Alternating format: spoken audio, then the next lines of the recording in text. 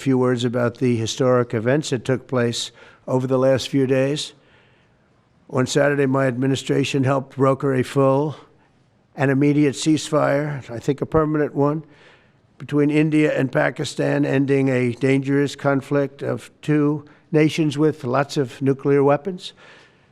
And they were going at it hot and heavy, and it was seemingly not going to stop.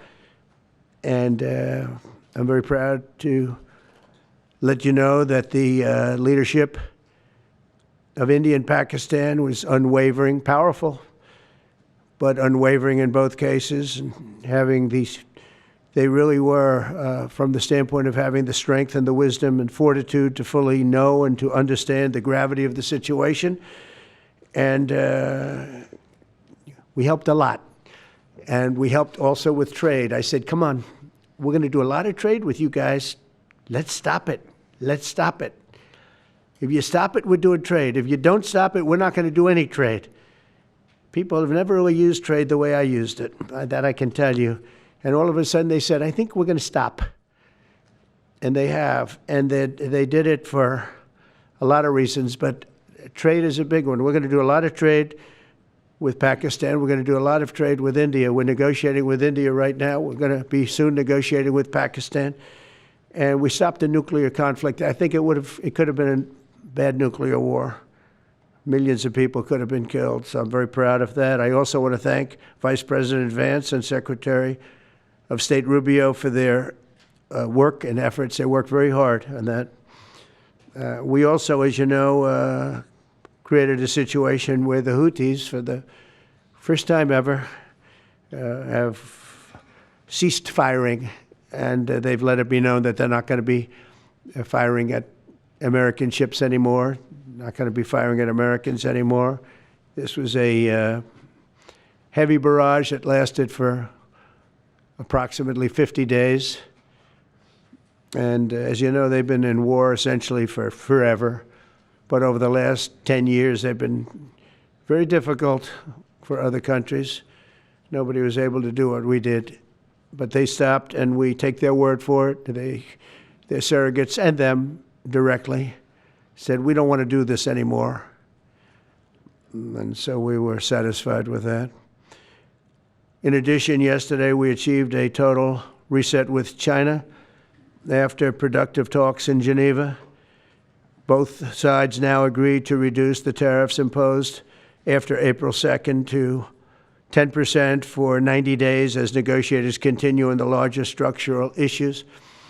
And I want to tell you that a couple of things. First of all, that doesn't include the tariffs that are already on, that are our tariffs, and it doesn't include tariffs on cars, steel, aluminum, things such as that, or tariffs that may be imposed on pharmaceuticals, because we want to bring the pharmaceutical businesses back to the United States, and they're already starting to come back now based on tariffs because they don't want to pay 25, 50, or 100% tariffs, so they're moving them back to the United States. I spoke to Tim Cook this morning, and he's going to, I think, even up his numbers, $500 billion. He's going to be building a lot of plants in the United States for Apple, and we look forward to that. I really do look forward to that. But the talks in Geneva were very friendly. The relationship is very good. We're not looking to hurt China. China was being hurt very badly. They were closing up factories. They were having a lot of unrest. And they were very happy to be able to do something with us. And the relationship is very, very good. I'll speak to President Xi maybe at the end of the week. We have some other things we're doing. But one of the biggest things that we're doing, and I don't know if people realize this, but we made a great deal with China, a great trade deal. But it was a much bigger deal originally, and then they canceled it right in the last day. Some of you faces I remember were there when that happened. I remember you. And we had a deal where they opened up their country to trade with the United States. And they took that away at the last moment, and then I canceled the whole thing. And then 6 months later, we ended up doing a smaller deal. But it was a big deal. It was $50 billion worth of product that they were going to purchase from our farmers, et cetera. And we agreed to that people thought it was 15 because they were doing 15. We made it 50 because I misunderstood the 15. I said, you got to get 50. Because when I asked, if you remember the story, when I asked, what are we doing with them? My Secretary of Agriculture at the time, Sonny Perdue, said, sir, it's about 15 billion and we're asking for 15. And I thought he said 50. So I said, so they came back with the deal at 15. And I said, no way, I want 50 because you said 50. They said, sir, we didn't say that. Anyway, bottom line, I said, go back and ask for 50. And they gave us 50. And they were honoring the deal. And we would call them up a lot for the corn and for the wheat and for everything. They were honoring the deal. And then when Biden got in, they no longer honored the deal. There was nobody to call. I would call on an average of once every 2 weeks to say, come on, you have to speed it up a little bit. And our farmers were doing great. I said to them, buy more land and bigger tractors, if you remember. That's what happened. But the deal was a very good deal. But the best part of the deal was that we opened up China. China agreed to open itself up to American business to go in. And it would have been a great thing, I think, for China. They would be able to see things that they haven't seen. They would be able to buy products that they have never been able to buy. Would have been great for American business. I think it would have brought unity between China, better unity between China and the United States. And the bottom line is that they canceled it the last day. We were all set to sign it, and then I went a little bit angry. I got a little angry. I said, they canceled the deal. The deal was done. It was all ready to be signed, and people went over. They came back to me, sir, they don't want to sign the opening up China. Well, the biggest thing that we're discussing is the opening up China, and they've agreed to do that, but it's going to take a while to paper it. You know, that's not the easiest thing to paper. But that's the single, I think, to me, some people would disagree. Some people would say we're getting a lot of money with tariffs or whatever. But, you know, especially when you add what we already have. Because remember, we're already getting the 50% on steel and different things. That's not included in these numbers. So you can add that. But the biggest thing to me is the opening up. I think it would be fantastic for our businesses if we could go in and compete with China. It would be a lot of jobs for China. It would be, I think, at a time when they can frankly use the jobs. And that's what we're talking about. So that's a very, very important element to add. So when Scott, I watched him speak the other day, and I think he didn't want to say it, but I said, it's okay to say it. Look, if we don't get it, we don't get it. But if we don't get it, it won't be a positive thing. But if we do get it, I think it's maybe the most important thing to happen. Because if you think about it, we opened up our country to China. They have very few restrictions. And they didn't open their country to us. Never made sense to me. It's not fair. And they've agreed to open China, fully open China. And I think it's going to be fantastic for China. I think it's going to be fantastic for us. And I think it's going to be great for unification and peace. China will also suspend and remove all of its non-monetary barriers. They've agreed to do that. Well, they're very numerous. But again, to me, the biggest thing that came out of that meeting is they've agreed. Now we have to get it papered, but they've agreed to open up China. It's going to be great for everybody. And third, I'm very happy to announce that Idan Alexander, an American citizen who until recently most thought was no longer living, thought was dead, is going to be released in about 2 hours, actually. And he's going to be released before the eyes of Steve Witkoff, who has done a fantastic job. I know a lot of people that have a lot of talent. I know Steve had a lot of talent. But I know a lot of people with a lot of talent, but there's one that I thought had a special way about him, special personality, aside from being a good deal maker, had a special way about him, and it was Steve. Knew very little about the subject matter, who does, but he learned it in about 2 hours. And he's been fantastic, so I want to just thank Steve. But they're going to be releasing Idan in about 2 hours from now, or sometime today, let's say. And again, they thought he was dead just a short while ago. His parents are so happy. They're so happy. So it's, as you know, Idan's the only American citizen who's captured and held hostage by Hamas since October 7th, 2023. And he's coming home to his parents, which is really great news. I mean, to me, it's big news. They thought he was dead. So that's that. So we'll be heading there, and we'll be seeing 3 primary countries. You know all about that: Saudi Arabia, UAE, Qatar. On Thursday's meeting with Russia and Ukraine is very important. I was very insistent that that meeting take place. I think good things can come out of that meeting. Stop the bloodshed of the horrible, it's a bloodbath. But that 5,000 more, it's really much more, I'm trying to be conservative, more than 5,000 soldiers. Russian, they're not American soldiers, they're from Russia, they're from Ukraine, but they're people. They're human souls, and they're being killed at levels that we haven't seen since the Second World War. And it's every week, a lot of drone fighting. It's a whole new form of warfare, and it's violent and vicious. And so that's it. I'd like to go back to China just for a second. They're very heavy on the fentanyl. We're charging them, as you know, 20% for the fact that they send fentanyl into our country. And they've agreed that they're going to stop that. And, you know, they'll be rewarded by not having to pay, you know, hundreds of billions of dollars in tariffs. So the fentanyl should stop. It comes from China. It's amazing. And comes through our southern border, comes through our northern border too, comes through Canada, and comes through our southern border, much more through the southern border. But so that's a very important subject to me, because everybody in this room has lost friends or people that have family members that have died of fentanyl. So there's a big incentive for China to stop, and I take them at their word. They're going to work on that, I think, very hard. And one thing, when they work on something, they get it done. So now I'm about to depart on a historic visit. Some of you are going with us to, as I said, Saudi Arabia, Qatar, and United Arab Emirates.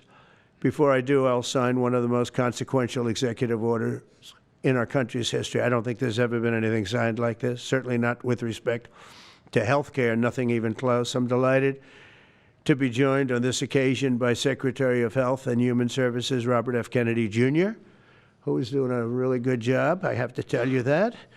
CMS Administrator, a friend of mine, Dr. Mehmet Oz, who is an amazing guy. You know, I was telling Bobby before, Oz had a very successful show, but it hurt his reputation. Because when you're in show business, it hurts your reputation a little bit. It's good for you, but in terms of professionalism and being a doctor, it sort of hurts your reputation. This guy went to the best schools, was the best, I mean, top of the line. Then he did a television show, became a success, made a lot of money, all that stuff, but it sort of hurt him. And you know who I compare that to? I hate to say this, but a special woman, Jeanine Pirro. She was the toughest, smartest DA, maybe in our countries, in our cities and states history, New York. She was really tough, really sharp. Then she did a show, and people didn't think of her quite the same way. She became more of an entertainment person, like Oz. Oz is not an entertainer. He's not really an entertainer, if you know the real story. And she isn't either. She is unbelievable. She was one of the strongest district attorneys in the history of New York, highly respected, very tough, went after the drug dealers at a level that you don't see today anymore. And hopefully she's given up she's leaving the #1 show on cable television, one of the #1 shows on television, period, The Five, but they've got great people left behind, but she was a big part of it. And so I equated to that. Jeanine Pirro is unbelievable. FDA Commissioner Dr. Marty McCary, with a reputation that's second to none, and the job he's doing already has been fantastic. Thank you, Marty. And Director of National Institute of Health, Jay Bhattacharya, who has been, as you know, from Stanford, so highly regarded, and have all been working with us very hard on this. And the question they would ask being a little bit new to the government aspect of it, is why doesn't somebody fight the drug price situation, meaning equalization? There's a term, it's called equalization. Nobody wants to mention that term. And I'm not knocking the drug companies. I'm really more knocking the countries than the drug companies, because they're forced to do things. But the drug lobby is the strongest lobby in this country, they say, the drug lobby. It's between that and lawyers. And they have a lot of power. But starting today, the United States will no longer subsidize the health care of foreign countries, which is what we were doing. We're subsidizing others' health care. Countries where they paid a small fraction of what, for the same drug, that what we pay many, many times more for. And we'll no longer tolerate profiteering and price gouging from Big Pharma. But again, it was really the countries that forced Big Pharma to do things that, frankly, I'm not sure they really felt comfortable doing. But they've gotten away with it, these countries. European Union has been brutal. And the drug companies actually told me stories. It was just brutal how they forced them. And European Union suing all our companies, Apple, Google, Meta. They're suing all of our companies. They end up, they have judges that are European Union-centric, and they get rewarded $15 billion, $17 billion, $20 billion, and they use that to run their operation. Not going to happen any longer, that I can tell you. So what's been happening is we've been subsidizing other countries throughout the world, not just in Europe, throughout the world. European Union was the most difficult, from what I understand. I mean, I'll tell you a story. A friend of mine who's a businessman, very, very, very top guy. Most of you would have heard of him. A highly neurotic, brilliant businessman, seriously overweight, and he takes the fat shot drug. And he called me up, and he said, President, he calls me, he used to call me Donald, now he calls me President, so that's nice respect. But he's a rough guy, smart guy, very successful, very rich. I wouldn't even know how we would know this, but because he's got comments. President, could I ask you a question? What? I'm in London, and I just paid for this damn fat drug I take. I said, it's not working. He said, I just paid $88. And in New York, I pay $1,300. What the hell is going on? He said, so I checked, and it's the same box, made in the same plant, by the same company. It's the identical pill that I buy in New York. And here I'm paying $88 in London. In New York, I'm paying $1,300. Now, this is a great businessman, but he's not familiar with this crazy situation that we have. But he was stunned. But it was just one of those stories. And I brought it up with the drug companies, represented by somebody who's very, very smart, good person too. And we argued about it for about half hour. And then finally he just said, because they can't justify it, he just said, look, you got me. You got me. I can no longer they've been justifying this crap for years. They said, oh, it's research and development. Well, I said, well, research and development, other countries should pay research and development too. It's for their benefit. It was just one of those things. And the other countries would set a price, and they'd meet the price, and they'd say, if you don't meet the price, you can't sell it in our country. I said, well, then you walk away, and they'll call you back, and they'll sell it in the country. But now they'll have to do that. So for the first time in many years, we'll slash the cost of prescription drugs, and we will bring fairness to America. Drug prices will come down by much more, really, if you think 59. If you think of a drug that is sometimes 10 times more expensive, it's much more than the 59%. It depends on the way you want to analyze it, but in one way you could analyze it that way. But between 59 and 80, and I guess even 90%. So when I worked so hard in the first term, and if I got prices down, remember I was the only one to ever get prices down for a full year, but I'd get them down like 2%, and I thought it was like a big deal. Well, we're getting them down 60, 70, 80, 90%, but actually more than that if you think about it in the way mathematically. And Farmer has to say, we're sorry, but we'll not be able to do this any longer to these countries that have been so tough. They've been very tough, nasty. It's trade. It's trade. And Farmer is also very powerful. And the Democrats have protected Farmer. The Democrats, this is the Democrats have protected Farmer. These are the Democrats. And by the way, I just called the Speaker of the House, and I just called the leader, our leader in the Senate, John Thune, Mike Johnson. Spoke to both of them. I said, when you score, you're going to have to score two things. You're going to have to, number one, score that hundreds of billions of dollars of tariff money is coming in. But even bigger than that, you're going to have to score that your cost for Medicaid and Medicare and just basically pharmaceuticals and drugs is going down at a level that nobody has ever seen before. It'll pay for the Golden Dome. I see the Golden Dome is there, see? That'll easily pay for the Golden Dome. And we'll have a lot of money left over. We need the Golden Dome, by the way, in this world. Although this world's a lot safer today than it was a week ago, and a lot safer than it was 6 months ago. We had people that had no clue what they were doing.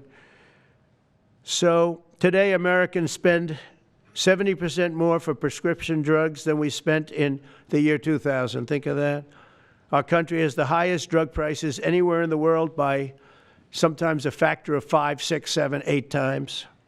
It's not like they're slightly higher. They're 6, 7, 8 times. There are even cases of 10 times higher.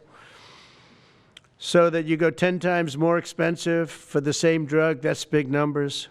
Even though the United States is home to only 4% of the world's population, pharmaceutical companies make more than 2/3 of their profits in America. So think of that. With 4% of the population, the pharmaceutical companies make most of their money, most of their profits from America. That's not a good thing.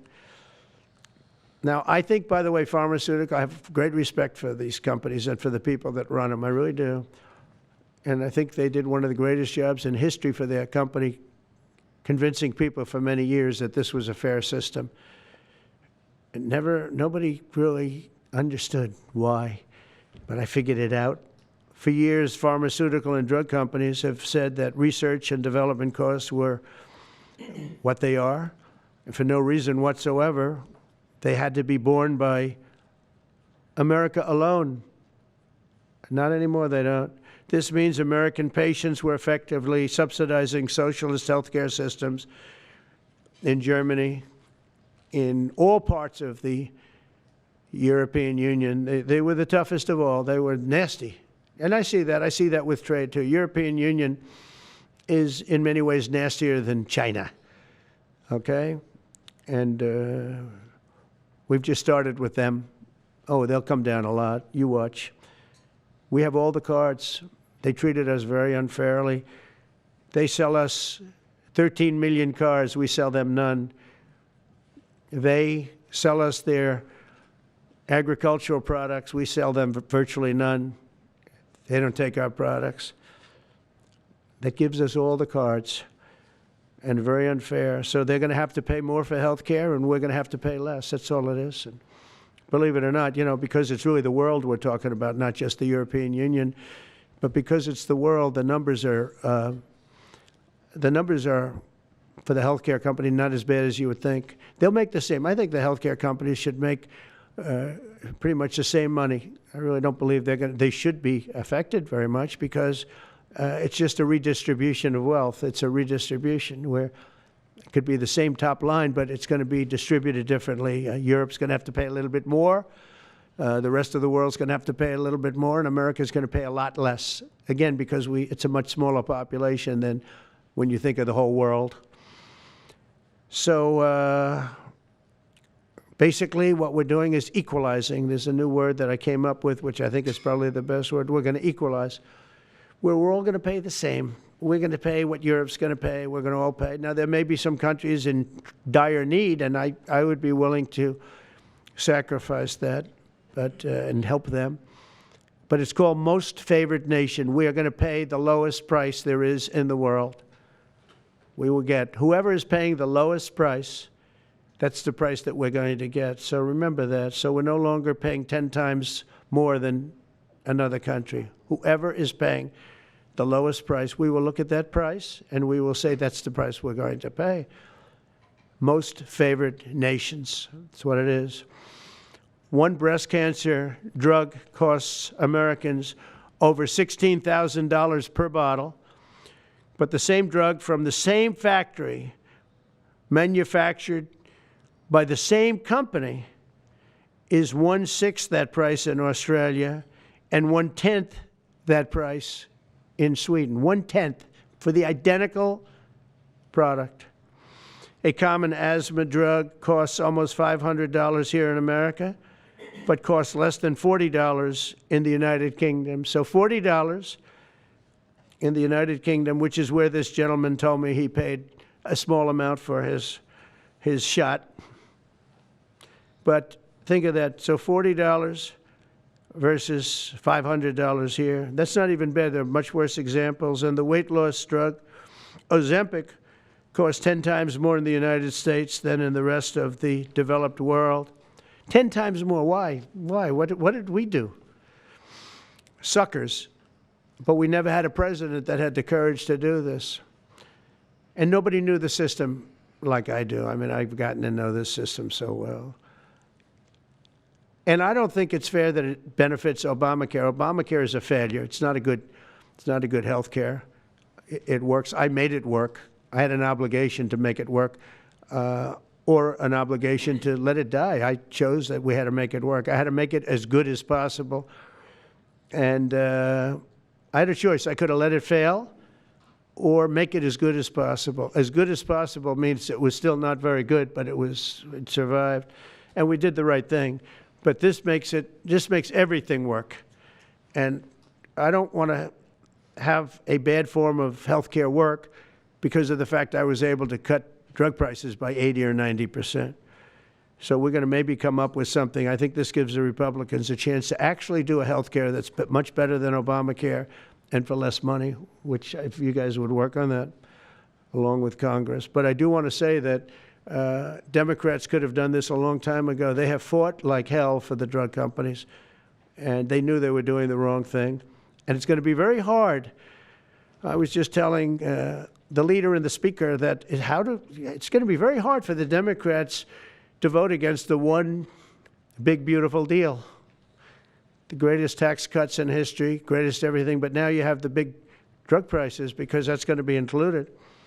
It makes that whole situation different from a scoring standpoint. I just told them, I called them up about this. I said, I'm going to do something that's going to be very monumental, and you're going to be scoring. You better tell your people that this is going to score really well. And then add hundreds of billions of dollars in tariffs to your list also. But as big as the tariffs are, this is something that really hits quickly. 5 years ago, I signed an executive order to confront this disaster, but only confront it in a minor way. It was a good confrontation, but never to this extent. And it took people a little while to understand a very complicated system. But Joe Biden, without any knowledge of what he was doing, terminated the policy and then pretended to negotiate under a new system. And then you take a look, 5 out of the 10 drugs that he negotiated are now over 200% more expensive in America than the rest of the world, and far more expensive than when he even got involved. Much more expensive than when he got involved. Joe Biden's plan was as you know, because you wrote about it, you don't say it very loudly, but it was a very big failure, was his whole presidency. First, I'm directing the U.S. Trade Representatives and Department of Commerce to begin investigations into foreign nations that extort drug companies by blocking their products unless they accept bottom line and very low dollar amounts for their product, unfairly shifting the cost burden onto American patients. And we'll be taking a look at that very strongly. The biggest thing we're going to do is we're going to tell those countries, like those represented by the European Union, that, that game is up, sorry. And if they want to get cute, then they don't have to sell cars into the United States anymore. It's a very big subject. And they won't get cute, because I'll defend the drug companies from that standpoint. They were given a price by the European unions and other countries. This is what you do. This is what we're going to pay. We're not going to pay any more. Let America pay the difference because there was a big shortfall. Let America pay it. And that's what we did, but we're not doing it anymore. Next, my administration will secure what we're calling most favored nations drug pricing. The principle is simple. Whatever the lowest price paid for a drug in other developed countries, that is the price that Americans will pay. And we're using the term other developed countries because there are some countries that need some additional help, and that's fine. I think that's very good. Some prescription drug and pharmaceutical prices will be reduced almost immediately by 50 to 80 to 90%. Big Pharma will either abide by this principle voluntarily or will use the power of the federal government to ensure that we are paying the same price as other countries. To accelerate these price restrictions and reductions, my administration will also cut out the middlemen. We're going to totally cut out the famous middlemen. Nobody knows who they are, middlemen. I've been hearing the term for 25 years, middlemen. I don't know who they are, but they're rich. That I can tell you. We're going to cut out the middlemen and facilitate the direct sale of drugs at the most favored nation price directly to the American citizen. So we're cutting out, Bobby, the middlemen. It's so important, right? You got to do that. They're worse than the drug companies. They don't even make a product, and they make a fortune. It's very smart business people, that I can tell you. If companies make no significant progress toward most favored nation pricing, which we will insist that they do, so I think I'm wasting time talking about it. We're going to insist upon it.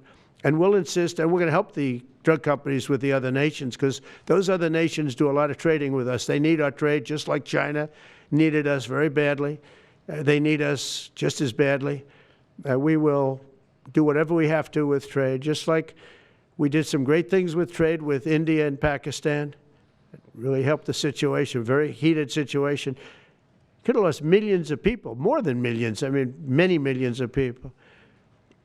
And they want to do business with America, but we never used our powers that way. We never knew how. We never had people that knew how to do that. We'll also open up America's market to safe and legal imports of affordable drugs from other countries, putting dramatic downward pressure on prices. And if necessary, we'll investigate the drug companies and we'll, in particular, investigate the countries that are doing this, and we will add it onto the price that we charge them for doing business in America.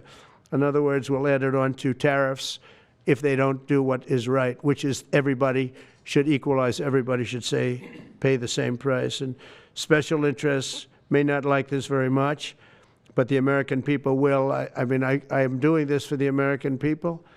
I'm doing this against the most powerful lobby in the world, probably the drug lobby, drug and pharmaceutical lobby.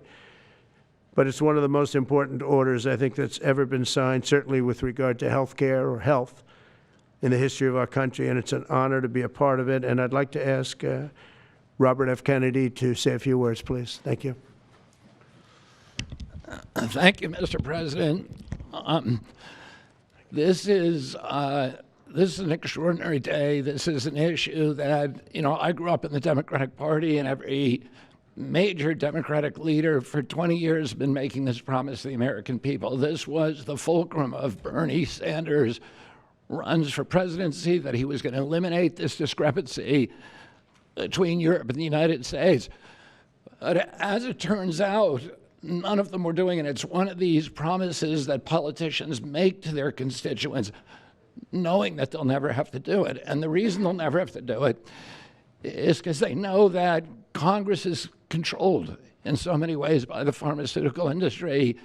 There's at least one pharmaceutical lobbyist for every congressman, every senator on Capitol Hill, and every member of the Supreme Court. By some estimates, 3. Pharmaceutical companies, the industry itself spends 3 times what the next largest lobbyist spends on lobbying. So this was an issue that people talked about, but nobody wanted to do anything because it was radioactive. They knew you couldn't get it by Congress. We now have a president who is a man of his word, who has the courage President Trump was taking money from the pharmaceutical industry too. I think they gave you $100 million. But he can't be bought, unlike most of the politicians in this country.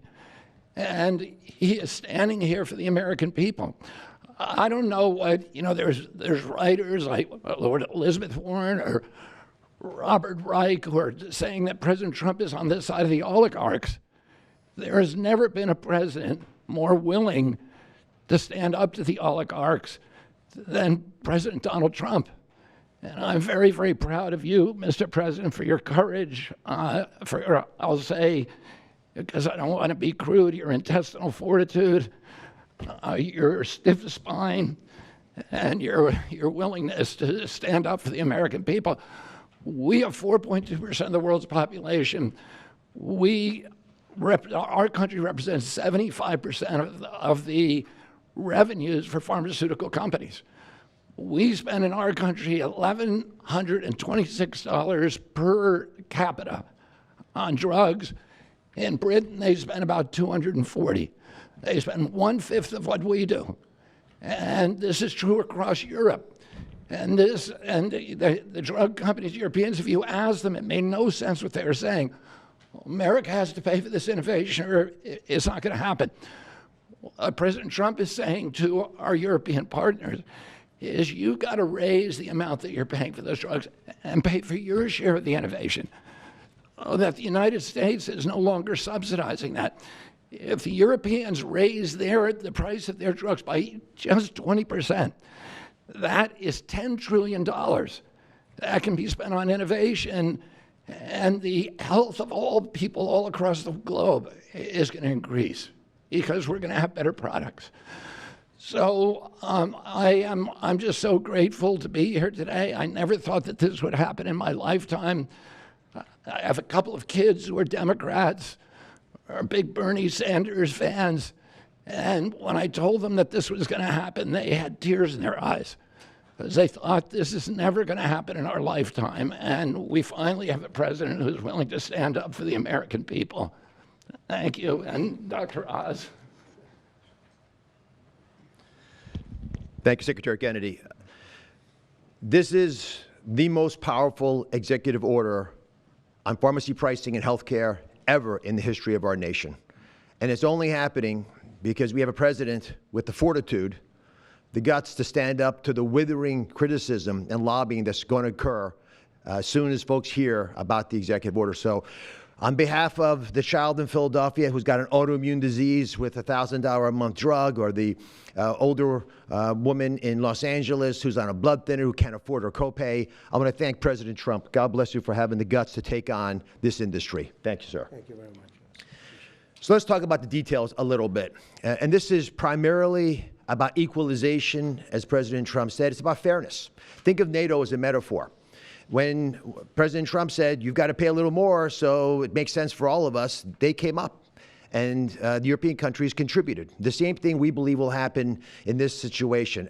Most people who have thought about this process agree that it is patently unfair to tolerate the numbers that Secretary Kennedy and President Trump have reflected to you.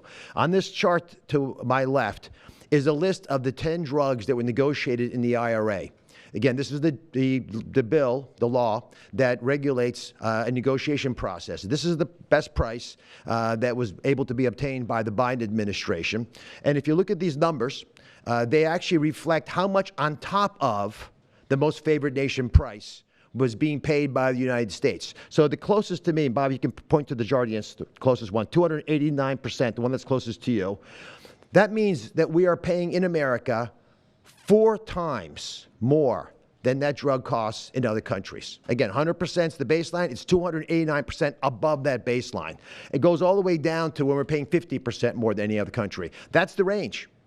As was pointed out by President Trump, half the time we're paying 3 times more than is paid in other countries. It doesn't make any sense for the system. That stated, President Trump has over and over again indicated, and Secretary Kennedy reflected as well, we want innovation. We want our technology partners doing the best they can to make the best solutions for drugs to cure as many people in America and around the world as possible. By getting our allies to pay a bit more, as they should be, and they should have for many years been doing, will course correct a problem that's gotten out of hand. And by doing that in a thoughtful, effective way, we're going to be able to get the pharmaceutical industry whole. Those jobs will still be here, will still be productive, will still be curing cancer and a slew of other ailments that plague humanity. America will still be the leader in this space, but we'll be paying the appropriate amount, the right-sized amount for those tasks. So over the next 30 days, the four of us up here, together with people standing in the back of this room who are doing a lot of the heavy lifting, are going to be approaching pharmaceutical companies to talk specifically about what we want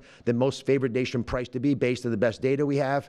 We're looking forward to a thoughtful interaction with these corporate leaders, many of whom we've spoken to and in quiet will agree the system is not right the way it is. They're patriotic Americans. They want what's right. But the fact that in my lifetime, as Secretary Kennedy said, for the first time, we have a thoughtful and aggressive approach, thanks to President Trump, on taking on the special interests, should give all Americans confidence that this is an administration that stands for fairness and should chill the waters for those who believe they can push us away from our North Star, which is to take care of the American people. Mr. President, God bless you. Thank you very much. Thank you. Jay, you want to go next? Sure. Yep. So I teach economics at Stanford as well as health policy. And one thing that's really, really simple in economics is that when you have a persistent price difference for the same product between two countries, there is something deeply wrong. And what President Trump has done is a historic measure that should have been done a long time ago. What we're going to do is make sure that those prices become much closer to equal, like a competitive market you'd expect. Right now what's happening is the American people are subsidizing in large fraction the research and development efforts for drug companies around the world by the higher prices that we pay. With this new order, Europe will share the burden of that. And in fact, if you may think of it as like as somehow it's like it's going after drug companies, actually it's helping drug companies. Because what we're also going to do with this order, what President Trump has done with this order, is he's said to European governments, look, if you are taking advantage of the drug companies by forcing them to charge very, very low prices, we're going to defend American drug companies in Europe. At the same time, we're standing up for the American consumer who's been paying far too high prices for far too long. I can go back decades to point to congressional reports after government report after government report of tremendously high drug prices, much higher than the rest of the world, and nothing has been done about it until this moment.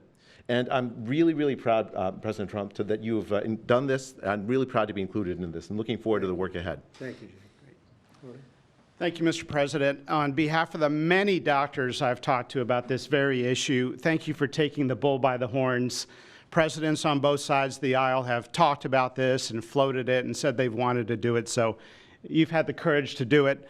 Thank you. I've been a surgical oncologist at Johns Hopkins for 22 years, and I have seen patients suffer. We didn't take an oath to heal patients and then watch their life get ruined financially with their home, mortgage, retirement, going down the drain with GoFundMe campaigns, raising money from church communities and synagogues and friends they haven't seen in 20 years to try to raise money for what? For a system where Americans have been getting ripped off by 10, 12, 15 times higher prices than we see in other countries. The fundamental problem in healthcare is that we've had non-competitive markets. And we can do little things around the edges, or we can transform those markets to competitive markets, and that's what this executive order does today. Imagine buying a Ford for $175,000, a regular car, and then hearing that people in London are buying it for $10,000 every day, all day long. That is the craziness of this system. We're going to do everything we can at the FDA to support this executive order. It's transformative. Thank you, Mr. President. Thank you. Thank you very much. So thank you very much, everybody. I think it's a very important day. In many ways, you have,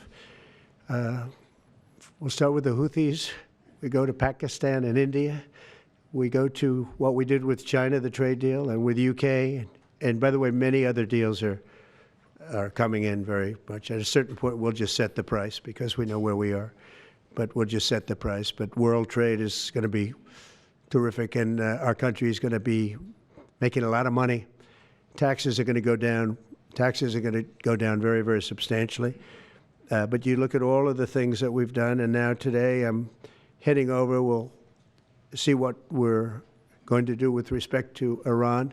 I think you have very good things happening there, too, by the way. I think can't have a nuclear weapon, but I think that they are talking intelligently. We're in the midst of talking to them, and they're right now acting very intelligent. We want Iran to be wealthy and wonderful and happy and great, but they can't have a nuclear weapon. It's very simple. So I think they understand that I mean business, and I think they're being very reasonable thus far. And don't underestimate Thursday in Turkey. President Erdogan is going to be a great host, and we are doing some work with him having to do with Syria, too, by the way. We're going to have to make a decision on the sanctions, which we may very well relieve. We may take them off of Syria because we want to give them a fresh start. But President Erdogan's asked me about that. Many people have asked me about that because the way we have them sanctioned, it doesn't really give them much of a start. So we want to see if we can help them out. So we'll make that determination. But I think you're going to have maybe a good meeting. You have the potential for a good meeting, that a meeting wasn't going to take place. I insisted that that meeting take place. And it is taking place. And I think you may have a good result out of the Thursday meeting in Turkey between Russia and Ukraine. And I believe the two leaders were going to be there. I was thinking about flying over. I don't know where I'm going to be on Thursday. I've got so many meetings. But I was thinking about actually flying over there. There's a possibility of it, I guess, if I think things can happen. But we got to get it done. We got to save 5,000 lives a week. 5,000 lives is really more than that. It's worse than that. And when you see and you don't want to see it, but when you see the satellite photographs of the battlefield with arms and legs and heads all over the place, separated by 30 yards from bodies, doesn't make sense. Doesn't make sense. So we're working very hard to see if we can end that bloodbath. Okay, there shouldn't be too many questions. It's been covered pretty well. Mr. President, thank you for taking questions. Two quick ones for you, starting on trade. If a longer-term deal is not reached with China at the end of these 90 days, can the American people expect those tariffs to go back up to 145%? No, but they would go up substantially higher. Okay. And then You know, at 145, you're really decoupling because nobody's going to buy. But they can go, they got very high because of additional tariffs I applied during the course because of fentanyl and other things. But no, but they'd go substantially higher. And then on Qatar, Mr. President, I think you will have a deal, however. Okay, you're confident that there will be a deal. On Qatar, has Qatar asked for anything in exchange for that $400 million luxury jumbo jet? And how can the American people be so sure that they will not in the future? Well, I think what happens with the plane is that, we're very disappointed that it's taking Boeing so long to build a new Air Force One. We have an Air Force One that's 40 years old. And if you take a look at that compared to the new plane of the equivalent, stature at the time, it's not even the same ballgame. You look at some of the Arab countries and the planes they have parked alongside of the United States of America plane, it's like from a different planet. And it's close to 40 years old, might be more than 40 years old now. And we, when I first came in, I signed an order to get it built. I took it over from the Obama administration. They had originally agreed. I got the price down much lower. And then when the election didn't exactly work out the way that it should have, a lot of work was not done on the plane because a lot of people didn't know. They made change orders that were so stupid, so ridiculous. And it ended up being a total mess, a real mess.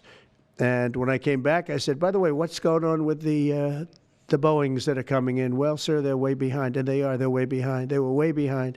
Another mess that I inherited from Biden. And it's going to be a while before we get them. And I think Qatar, who we've helped them a lot over the years in terms of security and safety. I think they, and very, very nicely, and I have a lot of respect for the leadership and for the leader, Qatar. And I think they knew about it because they buy Boeings. They buy a lot of Boeings. And they knew about it. And they said, we would like to do something. And if we can get a 747 as a contribution to our Defense Department to use during a couple of years while they're building the other ones, I think that was a very nice gesture. Now, I could be a stupid person and say, oh, no, we don't want a free plane. We give free things out. We'll take one, too. And it helps us out because, again, we're talking about we have 40-year-old aircraft. The money we spend, the maintenance we spend on those planes to keep them tippy-top is astronomical. You wouldn't even believe it. So I think it's a great gesture from Qatar. I appreciate it very much. I would never be one to turn down that kind of an offer. I mean, I could be a stupid person and say, no, we don't want a free, very expensive airplane. But I thought it was a great gesture. And I think it was a gesture because of the fact that we have helped and continue to, we will continue to, all of those countries, Saudi Arabia, UAE, Qatar, and others, we keep them safe. If it wasn't for us, they probably wouldn't exist right now. And I think this was just a gesture of good faith. And I don't get it. Someday it'll be like Ronald Reagan. They decommission them. You know, they get to a certain age, they decommission them. It'll go to my library. They're talking about going to my library in years out. But I thought it was a great gesture. And it's something that was done by Ronald Reagan. They actually decommissioned the plane, and he put it in his library. And it actually has made the library, I think, a Boeing 707. It's actually made the library more successful. So it was good. Do you plan to use the plane after you leave office? No, I don't. No, it would go directly to the library after I leave office. President, I wouldn't be using it. No. Mr. President, on the hostage, you said that the release of the American hostage, Adam Alexander, is a step in good faith to end this war. Do you expect any progress and perhaps announcement on ceasefire during your trip to the Middle East? We hope that we're going to have other hostages released too, as you know. So when I met with the hostages 3 weeks ago that were there for quite a while, you remember the 10 people that came in, mostly young people. 1 or 2 were a little bit older. They were explaining the trials and tribulations. I mean, they went through hell. And I said, how many are there? They said 59. I said, that's a lot. I didn't realize, because we got a lot out. You know, we got a lot of hostages out, I think you will acknowledge. They said 59, but then they said, they followed that up by saying 59, of which 24 are living, the rest are dead. But the people whose son, mostly son, I think 1 daughter in this case, but mostly sons are there, or husbands are there, those people want the dead bodies as much as they want the live body. I have a mother that calls me, but came up to me when I first met her, and she said, sir, please get my son out. He's dead, but they have his body. And I asked her about that, and it's as though he were alive. The level of wanting that body back is the same. It couldn't be any more, as though he were alive. So, you know, getting the bodies back is very important. That could be a thing having to do with the religion. It could be same. I was amazed at the level of importance. It's the same as if the son or husband or whatever was alive. So they said 59. In fact, they came in with a number 59 written out on like a sign on their chest. They came to thank me for getting them out. And I said, what does the 59 mean? They said, well, that means there are 59 people. But then they said, but 24 are living. Now it's 21. The number's 21. So now it's actually, we'll get Eitan today. We think we're getting him today. So it's 20. So they have 20 live hostages there. The rest are dead bodies. Mr. President, are you open to negotiating your tariffs on cars, steel, and aluminum with China or any other country? Well, we're not even talking about that. We're bringing the car business back into this country. We have commitments, and not only commitments, they've already started construction on many plants. They've left Mexico in a few cases. In a few cases, they've left Canada. They're not going to build in Canada. They're going to build here because we have the market, and the tariffs have been amazing. The election and the tariffs. November 5th was a big day, and on top of that, of course, you wouldn't have the tariffs without the election, I guess, if you look at it. But we have at least 11 committed massive car factories that are going to be built, that are in the process of being built. And some are going through, some have actually started. We also have renovations of existing factories where they weren't utilizing the full factory from years gone by. And now they're under full renovation. They'll be opening up full factories in a very short period of time.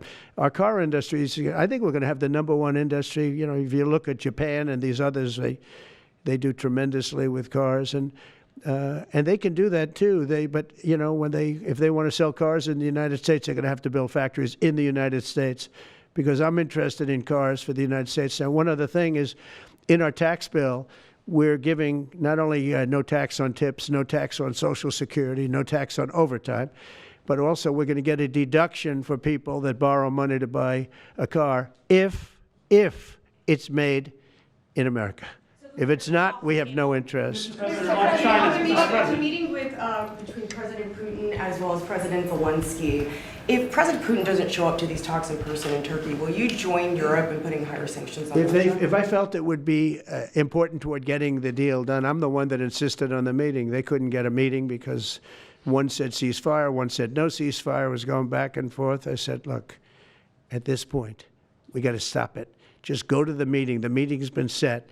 Go to the meeting on Thursday. And if I thought it would be helpful, I don't know where I'm going to be at that particular point. I'll be someplace in the Middle East, but I would fly there if I thought it would be helpful. Yeah, please. Refugees. I want to ask you about South African refugees. Dozens of Afrikaners who claim discrimination in their home country are heading to the United States, Right. where your administration is going to welcome them as refugees. Now, this comes as you've halted virtually all refugee admissions for people fleeing famine and war from countries like Sudan and the Democratic Republic of Congo. Why are you creating an expedited path into the country for Afrikaners but not others? Because they're being killed, and we don't want to see people be killed. Now, South Africa leadership is coming to see me, I understand, sometime next week. And, you know, we're supposed to have I guess a G20 meeting there or something, but we're having a G20 meeting. I don't know how we can go unless that situation's taken care of, but it's a genocide that's taking place that you people don't want to write about, but it's a terrible thing that's taking place, and farmers are being killed.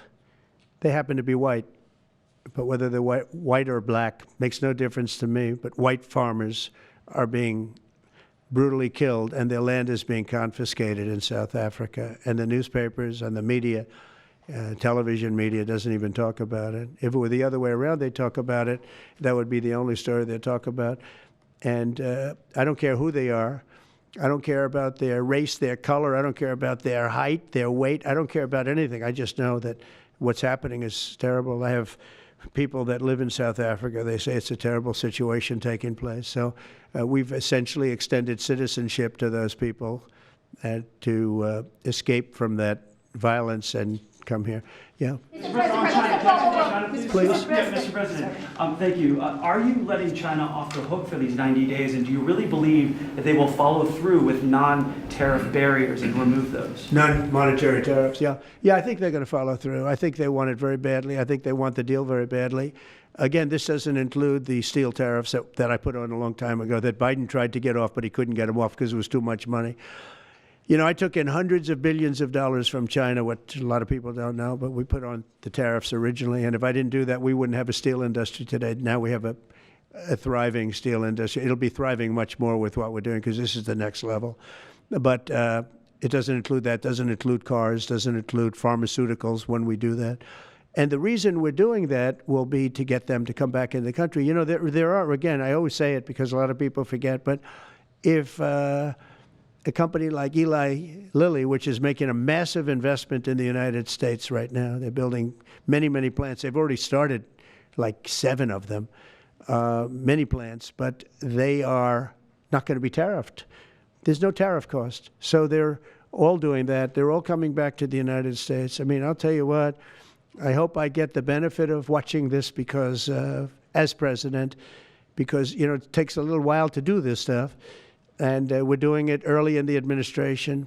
If you think of it, we have, I believe, if you look at the real total, it's over $10 trillion committed for plants and factories.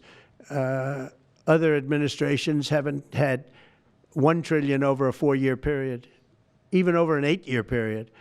We have over $10 trillion committed in one form or the other over 2 months. Give me a break. I'm here to hear 3, but let's give me a break on the first on the first month. We want to get acclimated. But, but if you think about it, it's really 2 months. And so in 2 months, we have an investment already of over $10 trillion. And other presidents haven't had that done over a year, over 4 years in some cases. It's unprecedented. There's never been anything like it. It's a very exciting time in America. Thank you very much, everybody. Thank you. Who's in charge of the budget bill while you're gone, sir? Mr. President, are you ready to impose sanctions on Russia if Putin doesn't agree with the 30-day ceasefire? I have a feeling they're going to agree. I do. I have a feeling. And we see other Let's see what countries, happens. no European countries, involved, Mr. President, in the negotiations. The budget bill negotiations are taking place. Who in your administration is in charge of that while you're gone? Is it Everybody. J.D. Vance, Bobby, Wesson? from the standpoint of medical, this group behind me, I mean, I think it's the best group ever assembled in terms of medical. I think you're going to see a tremendous cut. I don't think. I mean, I know you're going to see it in Medicaid and Medicare. That cut will be massive because drugs are 50-60% of the cost. So Medicaid costs are going down and Medicare costs are going down because of what we're doing today. And there's no, it's not like, oh, gee, well, maybe it won't happen. It's going to happen because the other countries have no choice. Now, the drug companies are going to have to say, listen, if you don't pay more, we're not going to give you the drug, and they're willing to do that. So that's it. They have to, we have to equalize. Mr. President, what is Mr. Price controls? Say it? How do you respond to the fact that this? It's not price control, no. What was, price control is before. If you want to talk about, price control is what they were doing. They were making us pay. They set a price, and they said, here's what we're going to pay, and anything else charge America. Because at that time, they had a very stupid president, and it really went crazy during the last 4 years. And remember this, the Democrats are the ones that allowed this to happen. They were the ones that were the protector of this pricing system. And I think it's going to be very hard. You'll have to ask Democrats, are they going to vote against the one great, big, beautiful deal that's being negotiated now, tax cuts, etc., when now on top of the tax cuts and regulation cuts, all the things, now you're going to say that the price of your medicine is going down by 60, 70, 80%. You're going to vote against it? I think a lot of Democrats are going to be forced to do something that their leaders are going to beg them not to do, and that's vote for the bill. I don't see how they can vote against it. How can they vote against it when drug prices, drugs and pharmaceuticals are going to be down 70, 80%? It's going to be very interesting. Mr. President, what do you say to people who view that luxury jet as a personal gift to you? Why not leave it behind? You're ABC fake news, right? Why not It's only ABC. Well, a few of you would. Let me tell you, you should be embarrassed asking that question. They're giving us a free jet. I could say, no, don't give us, I want to pay you $1 billion or 400 million or whatever it is. Or I could say, thank you very much. You know, there was an old golfer named Sam Snead. Did you ever hear of him? He won 82 tournaments. He was a great golfer. And he had a motto, when they give you a putt, you say, thank you very much. You pick up your ball and you walk to the next hole. A lot of people are stupid. They say, no, I insist on putting it. And then they putt it and they miss it. And their partner gets angry at them. You know what? Remember that, Sam Snead. When they give you a putt, you pick it up and you walk to the next hole and you say, thank you very much. Respectfully, Mr. sir, President, as a businessman, some people may Mr. look at this President. and say, have you ever been given a gift worth millions of dollars and then not received It's anything not a gift else? to me, it's a gift to the Department of Defense. Miss- And you should know better, because you've been embarrassed enough, and so has your network. Your network is a disaster. ABC is a disaster. Here is the bill. Bobby, come on over here. Now you're talking about trillions and trillions of dollars. Thank you very much, everybody. Mr. President, a quick question about Turkey. Thank you very much.